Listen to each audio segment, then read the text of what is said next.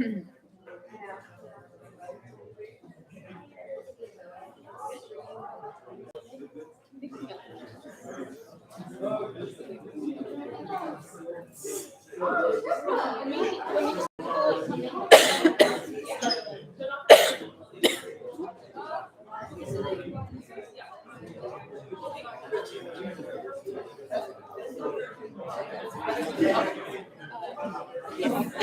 about to start.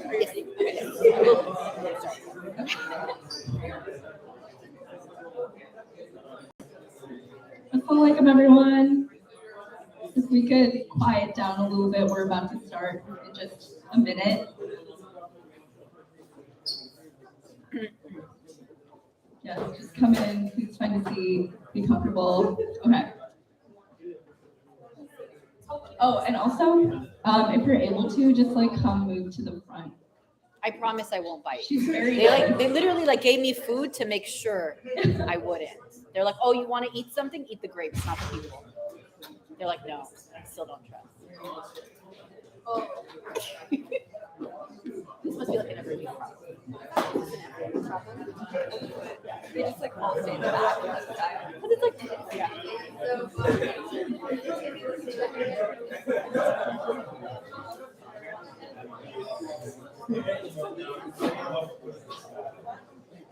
Thank you. Psycho, how are you? Alhamdulillah. It's good to see you. I was like, oh, I know him. And then he left. Thank you for trying. Okay, guys, we're about to start now. So if you can kind of keep it down for a second. Excuse me, you guys in the back. Okay, assalamualaikum everybody. Welcome to Siraat. If this is your first time here, thank you for joining us. Today we have Sister Zahra Billoo with us. I'm sure a lot of you are already familiar with who she is. Sister Zahra is a civil rights attorney and the executive director of CARE, San Francisco Bay Area. In her work at CARE, she oversees a team of nearly 24 activists, advocates, and attorneys who work to protect and empower the region's 250,000 American Muslims. And then this week's session is about reaffirming faith in times of turbulence. So with that, I will just hand it over to Sister Zahra so she can start. Thank you. Am I just using this one? Yes. No, do I need it? I don't need it. Oh, okay. Okay, perfect. Okay, cool. Assalamualaikum. How are you all? This is a better turnout than I expected with the rain. Yeah, I thought it was going to take 10 minutes to get here, but I'm really grateful for the free car wash. I wish there was a way to get the storm to clean the inside of the car, but I think I'm going to have to do that myself. I'm really excited to be here. I've been following Siraat's work since they started late last year or the fall of last year, but I'm not usually in the Bay Area on Tuesdays, and so I never get to participate in an event. And so they were like, will you come speak to the group? And I was like, well, I've never seen what it looks like, so I'm going to try my best. That's my first disclaimer. My second disclaimer is in all of looking at what Siraat had been hosting, the previous speakers had mostly been religious leaders. And I want to be really transparent that I am not that. But I was excited by the opportunity because one of my critiques of the way our spaces are built in the community is that we separate religion from activism. So there's the we need to pray and fast and read Quran. And then there's the we need to protest and give charity and be civically involved. And we treat them as separate, which means that they can never really synergize. And so when I come into spaces where I'm following in the footsteps of religious leaders, I am humbled because I don't have the knowledge and formal training that they have, but I have other knowledge and formal training. And so if we can have these conversations across multiple spaces, then inshallah we can grow as a community. And we say that when we're engaging religious leaders at CARE, and then the same when religious spaces engage us. I've got to do the formal, who's heard of CARE? Has everybody here heard of CARE? Yes. And at the risk of treating this like a group of high school students and asking who knows what CARE does, who knows what CARE does? Yes. Oh, no, I didn't want to answer. we asked someone recently who'd been very involved with CARE, and they were like, oh, they host banquets. And so since I know Anjum from the galas, I was like, oh, that's what he's going to say. But my elevator pitch for the organization is that we're the nation's largest American Muslim civil rights organization. And our primary focus is to protect and empower the community. We promote justice, enhance the understanding of Islam, and empower American Muslims. I'm a lawyer by training, so the legal services that we provide are focused on civil rights. So anyone who's facing discrimination because they're Muslim or mistaken for Muslim. And so it's like, did someone at work say something to you because you're a Muslim? Did someone at school prevent you from practicing your faith? Were you facing physical harassment? Did the FBI show up at your door? Those are my favorite kinds of cases. So if the FBI ever shows up at your door, you better call CARE, because that is like the bread and butter of our work, is protecting you from law enforcement harassment. And then, of course, travel delays and other things. In the last 5 years, we've also started to do immigration work. So if you know someone who needs to apply to become a U.S. citizen, if you know someone who needs asylum, someone who is escaping a violent relationship and so needs protection in that regard because they don't have immigration status, we can help with all of those things. And the majority of people who need our services, frankly, because they can't afford private attorneys, like cannot afford private attorneys. I remember we had a client about a year or two ago who was waiting to adjust on his immigration status, but his income was like, he was an immigrant, he didn't have US citizenship yet, and his full-time job was at McDonald's. Have any of you ever worked at fast food? 1, 2. Kind of, yeah, I mean, like close, right? And I'll talk about like how blessed we are to be in this community and like how privileged this specific region is. But like the fact that less than 10% of the room has worked in fast food ever tells you something about that, right? And how fortunate we are, because many of us have never worked minimum wage, or the last time we did it, if you're my age, was a very long time ago. But in his case, you know, he needed that COVID relief money that came down to be able to afford his immigration adjustment. So imagine just really struggling in that way, is I'm barely making enough, and now I need this immigration benefit, which is the gateway to having a better life here, and I can't afford it until COVID hits and I get COVID relief money, and then I can afford it. So that's like a really big chunk of our work. We have a team of 20, and a third of us are lawyers or legal advocates who are on their way to being lawyers. We also do allyship work. So we work with people outside of the Muslim community to train them on how to be allies. And we provide that training inside the community as well, so that you know what to do if you see a hate crime or hate incident, or frankly, in our context, if you see a microaggression, right? Like whether it's on campus or at work. We work with high school students to really empower them to feel comfortable in their skin as American Muslims, not just, again, from the religious perspective, but from the civic perspective, right? Like, what does it look like to run for office? I take a lot of pride in some of our local Muslim elected officials who went to high school training programs with us. And then we work with elected officials so that they know who we are and what we're doing, and who our community is, right? Because they're the ones that are making these decisions. So that's the elevator pitch, and then the long version about what CARE does. And that's not at all what Siraat invited me to talk about. So I'm going to stop talking about it now before they throw something at me. Oh, no, wait, I have the popcorn, so they can't throw it at me. So they asked me to talk about reaffirming our faith during turbulent times. And I said yes to the topic, and then I struggled with it a lot. I was like, okay, turbulent times as a nation, turbulent times as a world, as an ummah, as individuals. And so there's lots of examples that come to mind. And here, rather than asking you for examples at the risk of putting one of you on the spot, I'll share really vulnerably like some of what I've gone through and how I've worked through it, in hopes that it's helpful and relatable. My disclaimer first was that I'm not a religious leader. I'm also not a mental health professional. So if any of what I say like sounds like mental health advice, it is not. That is not what it's intended to be. It's just like, here's where I'm coming from. So I asked you how many of you have worked in fast food, right? And I asked that because I think it's really important that in a lot of the spaces that second and third generation immigrant Muslims exist in, that we acknowledge the privilege that we have. When we can acknowledge that, I think that that's the first step to actually approaching much of what we experience from a perspective of gratitude. I was in a different room a couple of days ago, and I asked them, you know, how many of you have ever wondered where your next meal is coming from? And I don't mean like, am I going to go to Taco Bell or Del Taco or like Chipotle? I mean, can I afford that next meal, right? I don't know if any of you have ever slept in your car or been aware of or experienced, I don't have papers, I might get deported.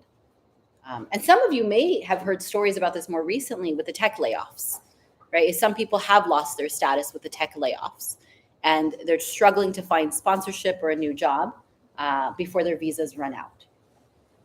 In most cases, still, those people actually have the money to pay for an attorney, right? We're not talking yet still in this community about people who drove across the US-Mexico border. And sometimes in Arab and South Asian communities, we hear these stories and we're like, okay, but that's not us. And maybe we don't think it explicitly, but we don't know anyone who's been in that experience. Am I getting in trouble or are you just getting uncomfortable? Okay, good, okay. As long as I'm not getting in trouble. But in the last year, we've actually heard a lot of stories of people fleeing Turkey, fleeing Afghanistan, fleeing Iran, with just enough money to get to South and Central America, right? They don't have the papers to come into the US. And so they come to South and Central America, they pay someone who drives them across, and if they get caught at the border, then they're detained, right? They don't get sent to the state where maybe they have a cousin or a friend or a relative. They get sent to wherever the closest or most convenient detention facility is. And so even the people in this area that we know that are struggling with immigration may not be experiencing it in the most dire circumstances. If you are in this room, right, it meant you had probably a roof over your head today. You knew where your next meal was coming from. You had enough of a jacket or a coat or a heater to keep you dry. You had a car, right? And not a car that you live in, a car that works and could drive you here. You're not working tonight, right? A lot of people are working tonight. That example of that person who works at McDonald's, it's not a 9 to 5, right? The janitorial staff at a lot of our facilities, sometimes childcare workers, right? There's a lot of jobs and there's dignity in all of those jobs. So I want to be really clear about that. There's dignity in all of those jobs and that is good halal income. But if you don't have to work at 8 p.m. cleaning up a kitchen or mopping up a bathroom and you're here, you're very fortunate. When I'm struggling, I reflect on this. Why? Because Allah chose me. He chose you. You could be doing anything else. Our privilege for many of us is a function of where we were born, which we didn't choose. We had no say in, we didn't earn. And so when it's hard, if I can go back to, okay, yes, he chose me for the hardship and we'll talk about that, but he also chose me for the blessings. And I lose perspective on the blessings when it's hard. I lose perspectives when I'm having a bad day. I lose perspective when I'm sick. I lose perspective when somebody looks at me funny. I want to tell you that I'm uber resilient and nothing messes with me. No, everything messes with me. But what I have to come back to is I start from a place of gratitude. I always start from a place of gratitude. I mentioned I was talking to another group the other day, and we were actually talking about it in the context of Ramadan. A lot of us are really excited about Ramadan, right? But some of us are dreading it just a little bit. Right? It's okay. You don't have to admit it. I just did on camera. That's fine. But it's if you're trying to make up fasts, sisters and brothers, everyone's got fasts to make up for different reasons, right? Did you finish? How am I getting through my meetings without caffeine? What are the expectations at home? Will I make it to the masjid? Oh my God, if I have to come to the masjid every day, that means I have to deal with masjid drama every day. And I reminded this group that I was talking to that there are people who are going to experience Ramadan in prison. In the United States. There are prisons in the United States that we have sued at CARE because they will serve breakfast after Sehri ends and serve dinner before iftar. So you could be fasting and not get any of your meals. And we saw that with certain facilities, they weren't adjusting their times, even though they're required to. And so whenever I think about oh my God, Ramadan is going to be so hard, I think, well, yeah, but Allah chose me to still have a relatively easy Ramadan. It sucks driving in the rain, right? I wanted to go to the beach this weekend and I couldn't. I wanted to go up to see the snow, but the roads were closed. But I could also be completely unhoused in this weather. And you may not see the encampments within a 2-mile radius of this masjid, But I'm sure if you go out like 3, 4, and 5 miles, right? If you drive behind San Jose Airport, if you take any freeway on ramp, you will see that there are people who are relying on tarps to keep them dry right now, right? Like I went back to my car, I turned on the heater, I have seat heaters, yeah, that thing, right? And it's again, it's a Honda, like it's not even fancy, but it does those things. And I'm not worried about the water spilling into my shoes. And if it does, I probably have like 24 more pairs, which is too much. But that is the reality for a lot of us. So the first pillar for me in how we reaffirm faith during turbulent times is that we remember how privileged we are. And that privilege is going to look different for everyone in this room, right? Like I'm cognizant that some people may have hidden disabilities that none of us will ever know about and that they're dealing with silently.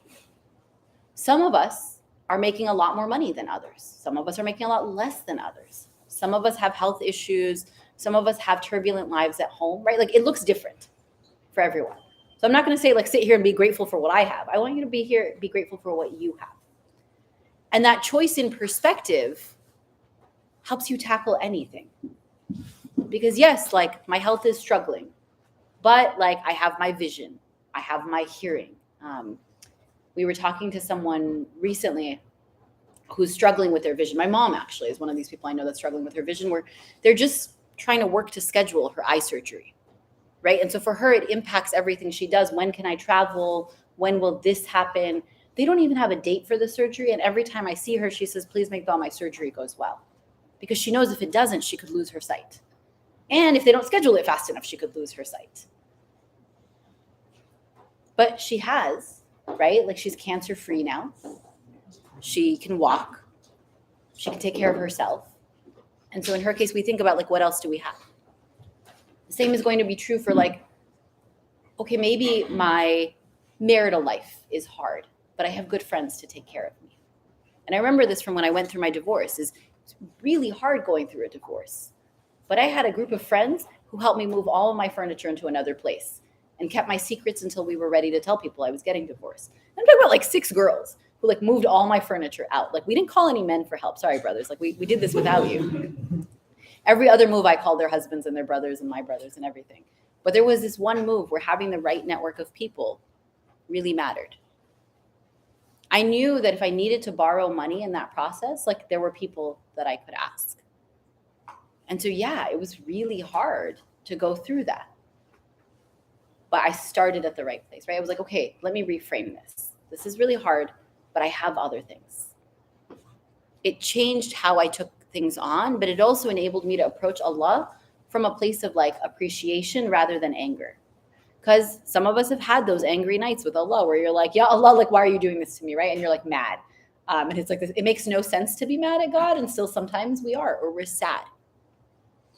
Or like, I'm feeling disconnected, and so how am I going to pray tonight? Like, it's really hard to get on the prayer mat when I'm feeling like nothing is working in my favor. But that shift in perspective says, like, actually, let me be really grateful for what I have, lest I be tested in it too. They say that you don't end up unhoused, by the way, because of one crisis. It's always 2.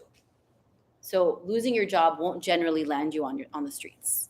Losing your job and losing your safety net will land you on the streets. A divorce won't land you on the streets, but a divorce and losing your job will, right? And so when I remember, like, what am I going to be grateful for? I put it into perspective so that I'm like, okay, like, let me hold on to what I have. The other thing about this perspective of gratitude that's important to me is remembering that Allah never tests us with more than we can handle. Which, like, wow. How many of you have been out of school for more than 10 years? Okay, great. So I've just dated myself. Okay, Sajid, Assalamu alaikum. Sajid has been out of school for more than 10 years. Still, I think I've been out longer, but I'm going to hold on to him being an elder with me. The rest of you might remember what your last finals were like. I graduated from college in 2006. Oh my God, it was so long ago. And law school in 2009. So it's been 14 years since law school. Can I tell you that I still wake up with nightmares about finals? Like, I kid you not. I'm sorry. Like, I don't know what's wrong with me, but I will like have a nightmare and they'll be like, Zahra, you registered for this class and you never went, which is very normal from my experience because I went to a protest or a meeting or something else. And I could usually get through the final nonetheless, right? But you show up and all of a sudden, like nothing nothing makes sense. And you find out that there were these quizzes along the way that you missed. And oh my God, like I'm not going to graduate on time. It's been 14 years, but that's how brutal law school was for me, at least. Hopefully all of you have a better experience with it. The thing about the way academics are structured in this country, right, is that everyone's success is not the goal. Stratifying us is the goal. Some people succeed and some people fail. We grade on a curve. Someone has to fail. I've heard that nowadays sometimes professors will let you take a quiz a second time. And I was like, this is amazing. Wait, what? Like somebody told me recently, they're like, oh, I got like a 9 out of 10. And then I got to take it again. So I got a 10 out of 10. I was like, wait, what? Like I did not have that option. But they don't build it with you in mind. They definitely don't custom make it for you.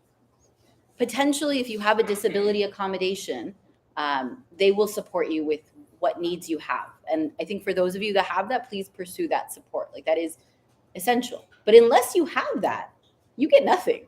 Like it's pass or fail. Oh my God, in my undergrad, we didn't have, we had letter grades, but not plus or minus. And then in law school, we had plus or minus. And I was like, wait, what do you mean? Like there's a difference between a B and a B minus? And I was far enough away from home that my parents didn't know that I was getting B's as opposed to A's. But the fact that you could screw that up and get a B minus, and I was like, oh, this is terrible. Allah is your ultimate test giver.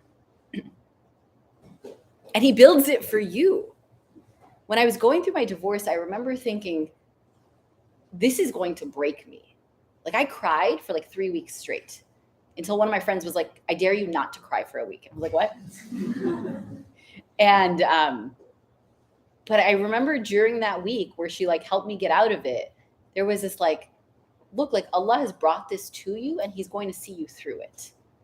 And it may not make sense right now, but there's going to be something that does. And I'll come back to that. That's personal. Communal. When 9/11 happened, I dare to ask how many of you remember 9/11, but I won't.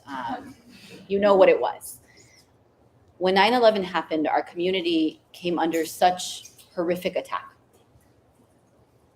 right? Like hate crimes skyrocketed. There were arsons, there were murders. There was legislation that was passed nationally to restrict our communities. There are masajid that were closed down and a generation of imams that were deported. Like there are imams in the United States that have history from the 80s and 90s that you will never meet because they were sent away.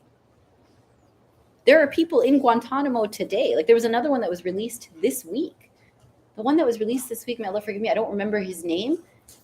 He was picked up in a case of mistaken identity and held for 20 years. His wife was pregnant when they took him, and he's going to meet a son for the first time.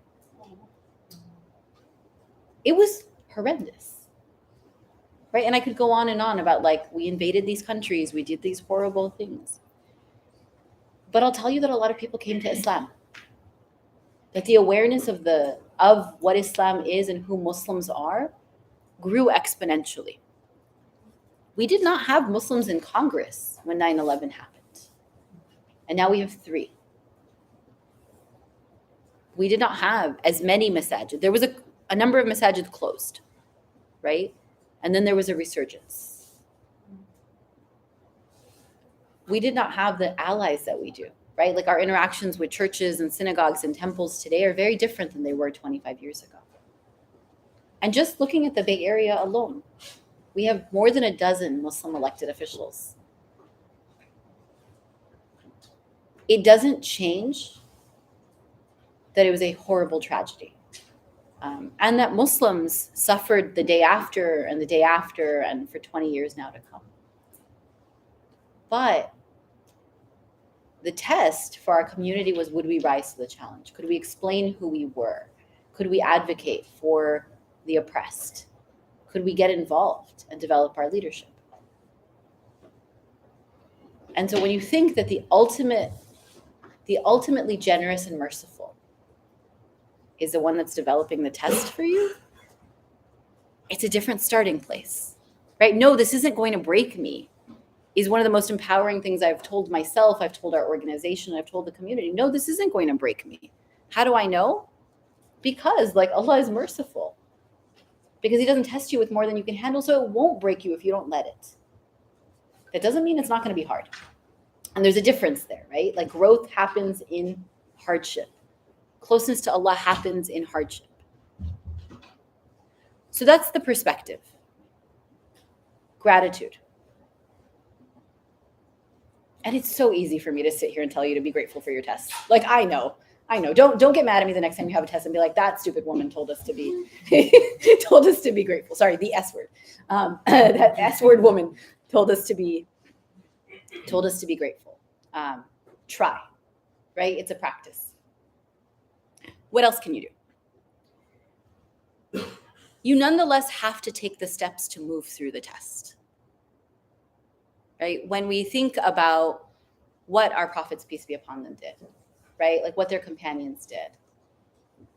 They advocated, they spoke, they fought, but they did the work. It wasn't just like, okay, Allah tests me and now like I'm going to sit here and it's going to get better. That work can be verbal, can be physical, can be emotional. It's going to be different based on what the test is. But as Muslims, we are taught to tie our camel and trust in Allah. Sometimes we do one or the other, right? We tie our camel and we think we're going to solve it all, and that blows up in our faces. Or we trust in Allah, but we don't tie our camel, right? Like, no, I'm not going to pass the test if I don't study. Let me tell you, I was a terrible student some years and I was a great student other years. But like the month before the bar exam, I was studying because I was like, if I fail this, it's on me. Like, I can't just be out every day and I can't just be like seeing my friends all the time and not studying for what they say is literally the hardest test a lawyer will ever take. Have to tie my camel. That's going to mean speaking out for yourself, right? That's going to mean drawing boundaries. That's going to mean studying for tests. But I have to do my part. And my part's not always easy. Some of you may be at tech companies where you were speaking out for Palestine last year. Or you know people who were, and you saw some of the repressive tactics at the progressive companies, right? Like everything is liberal and great until you want to talk about Palestine. And then all of a sudden the Slack channel gets shut down. And then all of a sudden you can't talk about certain issues. Everything is okay until you can talk about everything except the thing you want to talk about. Some of you may be looking for work right now and you've applied for a couple of jobs. But ask yourself, like, what does it really mean to like tie your camel, right? It might mean that you have to apply for more jobs. Some of you might be trying to meet someone to get married. And you just sit at home waiting for them to fall from the trees. It's not going to happen in most cases. If you have a really well-connected mom or dad, it might. Or if you, I don't know, wrote a beautiful biodata. But you got to put the biodata somewhere. Jokes aside, you've got to do that work. When we think about our beloved prophets, our beloved prophet Muhammad, peace be upon him, but also all of them, right? Like they worked. I was talking to someone a couple of days ago. Have you guys ever heard of Cloverdale? Creamery? Okay, maybe they're from the same place. Okay. Or Sebastopol. Okay, so these are like cities on the far ends of the Bay Area.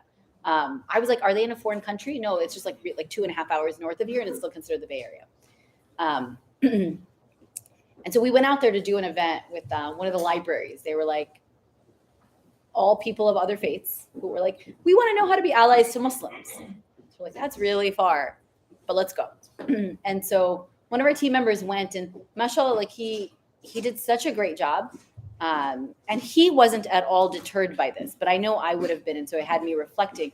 I think there were less than a dozen people there. So imagine you drove 2.5 hours to get there and 2.5 hours to get back, and there were less than a dozen people there. And I was thinking about how blessed the leaders before us were and how few followers they had. I think there were, how many likes does Siraat have on Instagram? Does anyone remember? No, I'm looking at you like you know. Followers? Yeah, followers. I'm sorry. Oh my gosh. Yeah, I did that on purpose. How many followers? 700. How many Muslims fought in the Battle of Badr? Somebody said it. How many? 330. So there are 3 times as many followers, 2.5 times as many followers on the Siraat Instagram than there were Muslims who fought at the Battle of Badr. It's just like wow, right? And we get discouraged so easily when the best of creation had 300 people with him. I think about that in the context of the work that we have to do. Because sometimes we'll put on an event or we'll post something or we'll make an effort and we won't get to the number that we want. But we've got to keep working, right? We've got to build quality over quantity. And we've got to be persistent. So gratitude and then the work. You know what your limit is. I remember we were planning for civil disobedience when Brett Kavanaugh was being confirmed to the Supreme Court.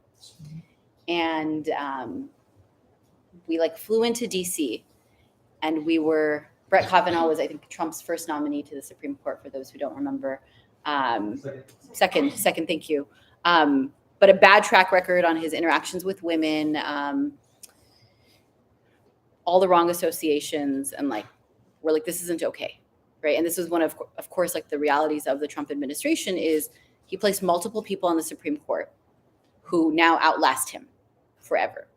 So we fly into DC, and it's women from across the country, and we meet at this church, and we're preparing for civil disobedience the next day. And what we're going to do is go into the Senate committee room, and we're all going to take turns interrupting. And some of us are legal observers and some of us are interrupters. And we know someone's going to get arrested, someone's not, right? So you've got to do a lot of, and this isn't to say go in and do that recklessly. Please do not go in and do that recklessly. I'm telling you how thorough the plan was, right? But one of the things I remember Linda Sarsour, who's a close friend and someone who I've learned a lot from over the years, is she said, you're going to be scared. You're going to be uncomfortable. This is going to be hard. But that is where growth happens. Whether that's your first time at a protest, your first time risking arrest, asking your manager for the day off for Eid.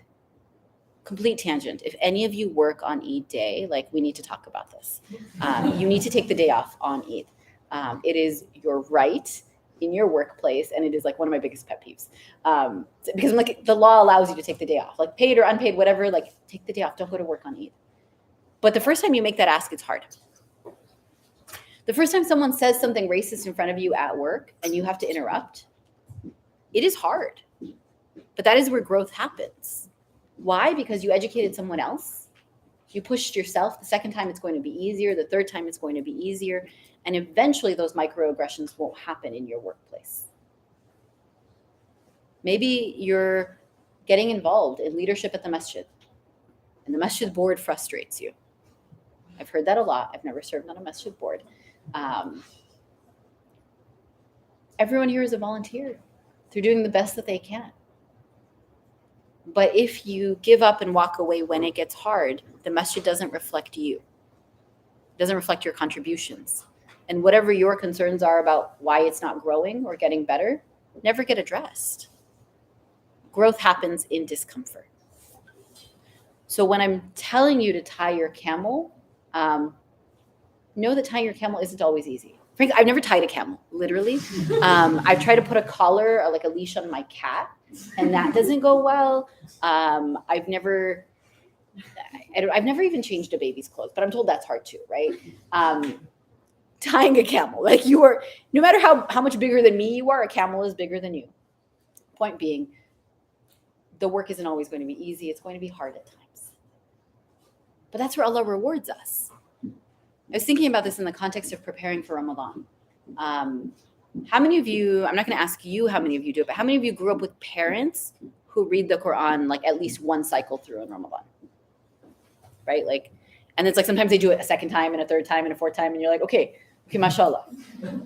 And some of us struggle to do that even once, right? Some of you will do it 2 or 3 times. Some of you will barely get through it once. Some of you will not get through it once. But I was thinking about the person who can read like 5 pages in one sitting and it like doesn't faze them at all, versus the person who can only read 5 verses in one sitting. So I'm not here to tell you how many pages to read. I'm here to tell you to make the effort. That the reward of that person who makes the effort for those 5 verses and it's so hard for them might be equal to, if not greater than, the person who reads 5 pages with no effort. Some of my work at CARE is fundraising. Actually, a lot of my work at CARE is fundraising. But don't worry, I'm not going to ask you for money right now. I said we provide our legal services for free. The way we do that is because we ask the community to support, right? To support and make contributions. In my work in fundraising, one of the things we look at is fundraising trends. People with lower disposable incomes tend to give more. And it amazes me because the person, like, for someone who can only afford to give $1,000, like that might be the most they can give, right? But they're really going to push. But for someone who makes 2 or 3 times that person and then they give $1,000, like it's a different level of effort. It's not the same. So again, I'm not here to tell you how much to give. You might get a personal email from me later that says, yes, please give X amount. Lubna, sitting in the back, may do the same for you with West Valley. She'll be like, look, I know you, give me X. So that we can keep the lights on and we can keep the programs going and we can keep the snacks filled. But in general, stretch. So that's the second thing. I need you to work. The third thing is I actually want you to consider what it means to surrender. One of my favorite stories and one of like the most terrifying, because it's like mind-boggling from a scientific perspective, is Ibrahim alayhi salam when he's thrown into the fire. Another is Musa alayhi salam's mom when she puts him in the water. Surrender. So perspective, like I was chosen to be here in this moment. This test is made uniquely for me and I will thrive during it. Work. Put the baby in the basket. Go to the river. Right? Attack the idols. Talk to everyone about my message. Got to put in the work. I've also got to surrender. And that can sometimes be the most terrifying thing. I remember I was praying istikhara for something. Oh, I have lots of relationship examples. I spent 6 years like trying to figure out my life. So I was praying on a relationship. That's what it was. And it was like not working out. Not working out. And it was so hard to just surrender and accept the outcome. And it's funny, it was harder for me personally than it is for me professionally. Professionally, I'm like, we did the best work we could on this case, and we're going to get the outcome that we're going to get. Right? Like, it's not like I can knock on the jury door and be like, hey, can I like talk to you again? When we submit applications to the government for people's immigration status, when elections close on election day, that like nerve-wracking period after 8 p.m. And now it's longer and longer as mail-in ballots have become more accessible, which is great. But like, just surrender. Trust that I came into this with the right perspective, right? Which enabled me to do incredible work. And now I have to trust in Allah. Well, could you imagine he was thrown into the fire and it didn't burn him? Like, it sounds so incredulous, and it doesn't matter how many years I've known that story. Like, or that like the baby was put in the water and reunited with his mom. You guys have all met the house cat here, right? Yeah. Okay. She's the other reason I agreed to Minna. I know her name. Sorry. I wanted to name her Sunnah, but I was vetoed. It actually wasn't my vote. It was my husband's vote. He was like, Because then you just be like, oh, like that's sunnah. And they'd be like, well, what's going on? That's sunnah. Why is she here? It's sunnah. See, it made sense. But Minna is a beautiful name. And she is the other reason I was excited to come to a Siraat event, because it just meant more time to visit with Minna. So Lubna brought Minna out for me to see her because I love her, and because my cats are all fat and chunky and lazy now. They're siblings, by the way. My boys are her half brothers. And I'm holding her, and she's like overwhelmed by how many people are here, because, you know, she's generally like limited to a small audience. And there's this like debate about whether if we let her go, will she find her way to the room? And I was like, no, we are not taking that chance. We love this cat too much to risk that she goes in the wrong way, she gets stuck somewhere. And here you have 10 minutes. Here you have Musa alayhi salam's mom, trusting. Put him in the river and you will be like, he will come back to you. And he does. Again, do not do this with Minna. This is not an endorsement of doing this with Minna. Do not put her anywhere. She has a safe space. She belongs. If I come here, I will find one of you and fight you if something happens to her. But surrender. Because we say trust in Allah, but we're so focused on our ability to fix things and the tying our camel part that we sometimes forget that it's trust in Allah. Tie your camel and trust in Allah. Apply for the jobs. Make the best effort that you can. Like, have someone proofread your resume. Please have someone proofread your resume. Sometimes the resumes I see, y'all, like, I can't say anything because I'm getting them in a hiring context, right? So I'm like, shoot, what am I supposed to do? But I really want to set you up with a resume coach. Have someone proofread your resume. Have someone proofread your cover letter. Have someone proofread your college admissions essay. Like, do the work. But don't let perfect become the enemy of good either. Right? It's the like, I never applied for that job because I could never get my resume up to standard. I couldn't just let go and surrender. I never spoke up at work because I was afraid of getting turned down. Like, I was afraid that if I advocated for myself or I advocated for the cause, it wouldn't make a difference. No, I need you to do the work. I didn't boycott from any of the companies invested in Israel because I thought, like, what difference is it going to make? No, I need you to do the work and then surrender. And it's an ongoing process. But when you're starting from a place of gratitude and trust that, like, that your Lord who brought you to this challenge will see you through it. And then you do the best work, and then you let go. It's a beautiful thing to say, like, it can't go wrong. I remember there was a situation with, like, I've had a lot. How many of you have gotten more than one traffic ticket? 2 traffic tickets? Has anyone gotten 5? 2, 3. Okay. Has anyone been in more than 5 car accidents? Okay, I'm going to attribute this to my age because I've definitely exceeded 5 on both of those things.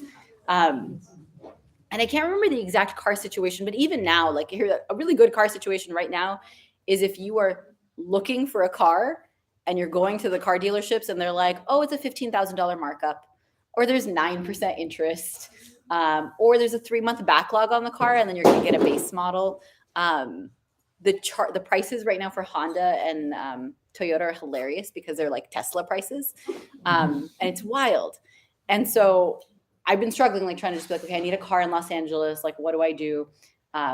Best and worst case scenario. And one of the things that I had to reprogram myself on a couple of years ago was that there was no worst case scenario. What do I mean by that?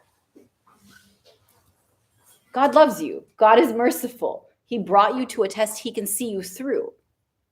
So even what feels materially like a worst case scenario, like paying a Tesla price for a Honda Civic, might be what's meant to be. Maybe it protects me from something else. Maybe the self-drive feature doesn't cause me to crash and burn.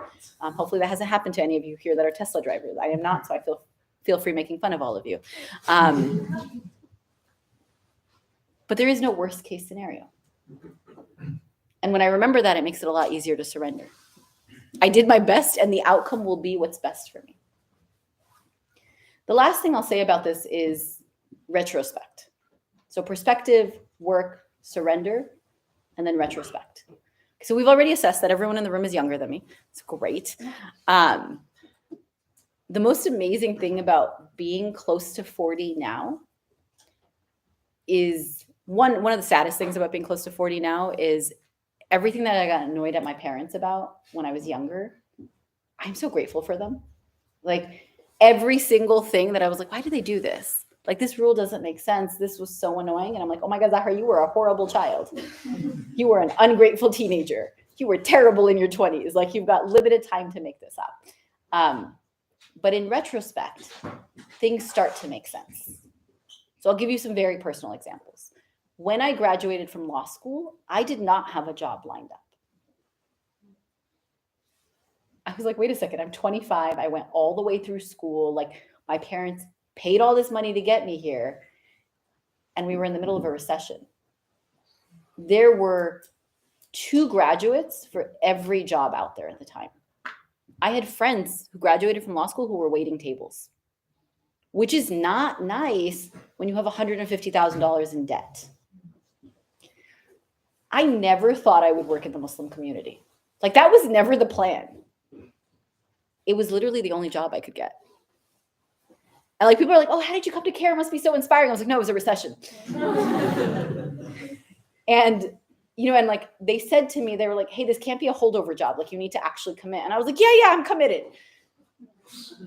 I was sincere. I was also desperate. And my parents were like, you're going to do what? Like, wait, like that's cute, but like, what's the real job? And 14 years later, I'm like, wait, like my full-time job is activism. I get to take all of the privilege I've had, my education, my status, my language, all of these things, and help people and get paid for it and spend time in community. Like, oh my God, I was looking for a corporate job when I was 25. Why? Like I wanted to work outside of the Muslim community. Why? You're not going to all have the same career path as me. That's not the point. The point is it didn't make sense at the time. I was like, how am I going to pay rent? Where am I going to live? How am I going to explain myself to my parents? And for those of you that know anyone that's taken the bar exam, it is, they say, the hardest test a lawyer will ever take.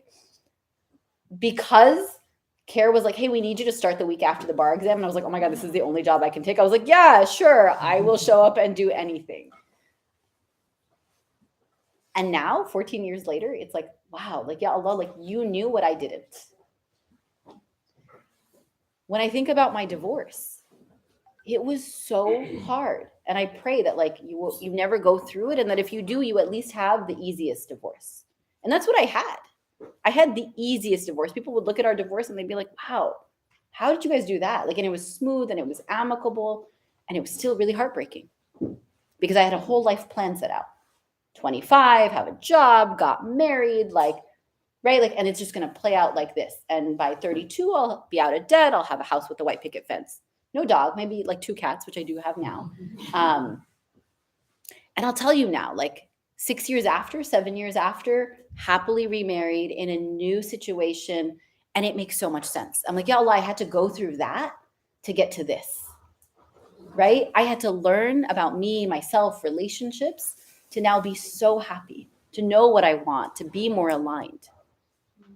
So retrospect is the last thing I'll tell you in the 1 minute that I have.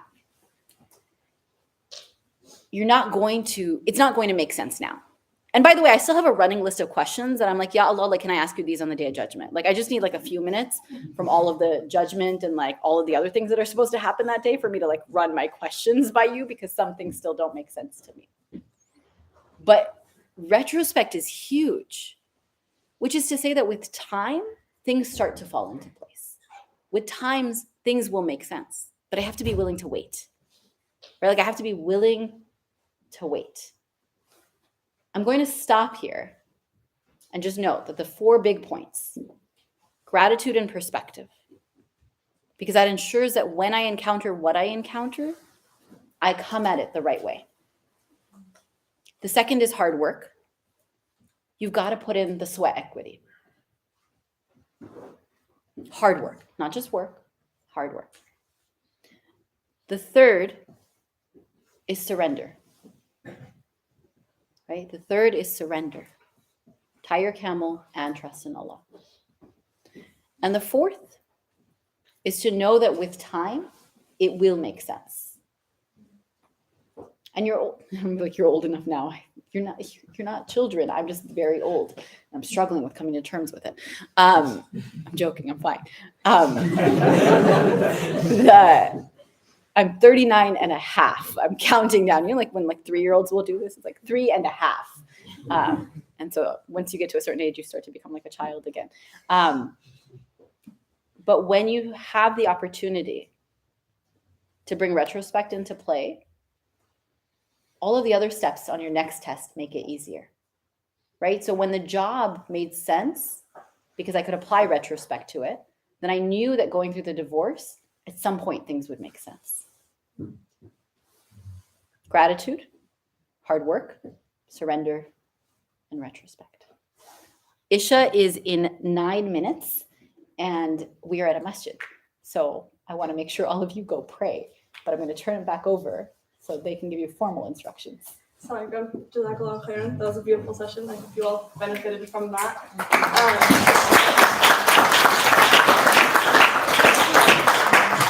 Just a couple of announcements. We have a lot of upcoming events, inshallah. March is going to be a very busy and exciting month. For the next 2 pathways, we're going to have Sidi Muhammad Ishaq, who's coming all the way from the UK. So please come out for that. One of his big passions and topics is about the 4 temperaments, and each person is basically grouped into one of these temperaments. It's a super interesting topic. You guys should look into it. He's actually doing a 2-day workshop here at WVMA this upcoming weekend, so you can register for that online. I highly recommend you guys go. He's also doing one at MCC the weekend after, but we also have a Zakat workshop with Imam Zahra on the 12th. So for the next 2 pathways, inshallah, with Muhammad Ishaq, the first one will be the prophetic worldview, and then the second one will be the Mizaj of Ramadan, and to, inshallah, prepare us for the upcoming month of Ramadan. On the 17th, the weekend before Ramadan starts, we're going to have a smash burger social, so please come out the Friday before, enjoy some smash burgers, and just some good vibes. It's open to everyone. And then inshallah, on the Friday the 31st, we're having our first annual Siraat Iftar. We'll be releasing tickets for that later this week. So please purchase your tickets, and we hope to see you there. Bring a friend, bring a lot of people. It'll be a very exciting time. And we'll have a Q&A after Isha, inshallah. Please clean up after yourself if you can, and if you're going to pray Isha, it's through there. If you're not, please go into the lobby because the noise does tend to carry.